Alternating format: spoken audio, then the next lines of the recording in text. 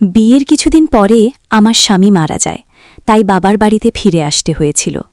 আমার মা নেই, অনেক বছর আগেই মা চলে গিয়েছিল। তারপর থেকে আমি বাবার সাথে থাকি। আমি সব কাজ করি, ঘরের রান্না থেকে শুরু করে সবকিছু আমাকেই সামলাতে হয়।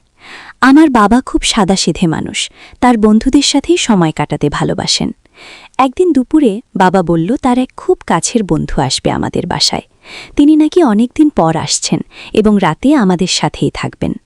আমি কিছু বললাম না, শুধু ভাবছিলাম আমাকে কতটা ব্যস্ত থাকতে হবে রান্নাবান্না আর সব আয়োজন নিয়ে।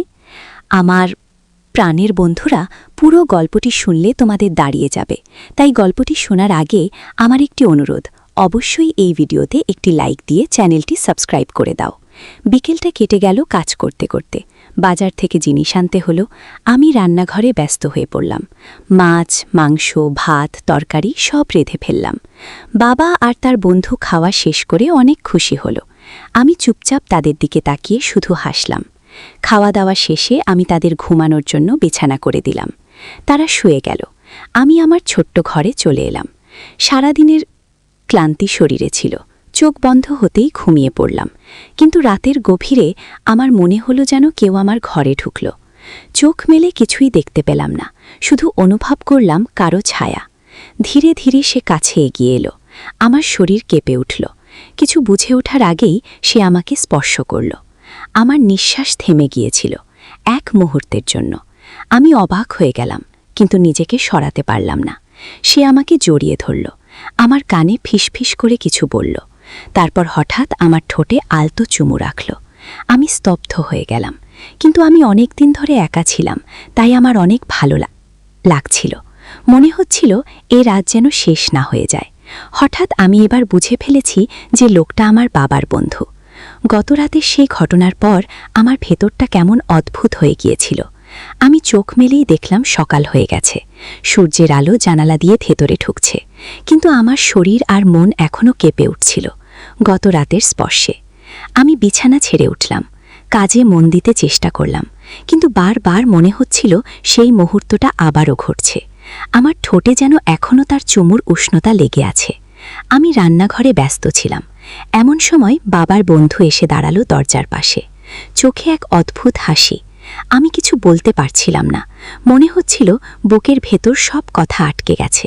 সে ধীরে ধীরে এগিয়ে এলো, আমাকে বলল কাল রাতের জন্য ভয় পেতে না। সে শুধু আমার একাকিত্ব বুঝতে পেরেছিল। তার কথা শুনে আমার চোখে পানি চলে এলো। আমি কাঁপা গলায় বললাম, আমি অনেক দিন ধরে একা ছিলাম। সে আমার হাত ধরে ফেলল। আমি আর হাত সরাতে পারলাম না। তার চোখের দিকে তাকিয়ে থাকতেই বুকটা কেমন উষ্ণ হয়ে উঠল। আমার মনে হচ্ছিল এতদিন ধরে আমি যার খোঁজ করছিলাম সে যেন এই মানুষটাই। সেদিন দুপুরে আমি যখন একা ছিলাম, তখন হঠাৎ সে আবার এসে দাঁড়ালো। চারপাশে কেউ ছিল না। সে আলতো করে আমার চুলে হাত বুলিয়ে দিল। আমি চোখ বন্ধ করতেই তার বাহুর মধ্যে হারিয়ে গেলাম। মনে হচ্ছিল যেন পৃথিবীর সব কষ্ট দূর হয়ে গেছে। আমরা চুপচাপ দাঁড়িয়েছিলাম, কথা ছিল না, তবুও হৃদয়ের ভেতর দিয়ে কথা চলছিল। সে আমার কপালে চুমু দিল। আমি চোখ নামিয়ে ফেললাম, কিন্তু ভেতরে এক অদ্ভুত সুখ কাজ করছিল। বিকেলের পর আমরা একসাথে বসে গল্প করলাম। আমরা দুজনেই হাসছিলাম।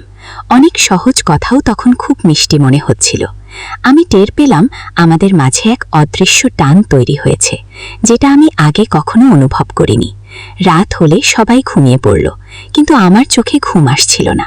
আমি বিছানায় শুয়ে শুধু ভাবছিলাম, সে কি আবার আসবে আমার কাছে, নাকি কাল রাতটাই ছিল একবারের মতো। হঠাৎ দরজা হালকা শব্দ করে খুলল। আমি চমকে তাকালাম। সে দাঁড়িয়ে আছে দরজায়। আমার চোখে চোখ রাখতেই সব প্রশ্নের উত্তর পাওয়া গেল। সে ধীরে ধীরে আমার কাছে এলো, আমার হাত ধরল।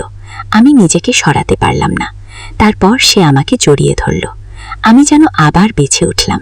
আমি বুঝতে পারলাম এটা শুধু কোনো মুহূর্ত নয়, এটা আমাদের নতুন সম্পর্কের শুরু, যেখানে থাকবে বন্ধুত্ব, ভালোবাসা আর অনেক মিষ্টি অনুভূতি। এভাবেই আমাদের দ্বিতীয় রাত শুরু হলো। আমার মনে হচ্ছিল আমি আবার নতুন জীবন খুঁজে পাচ্ছি।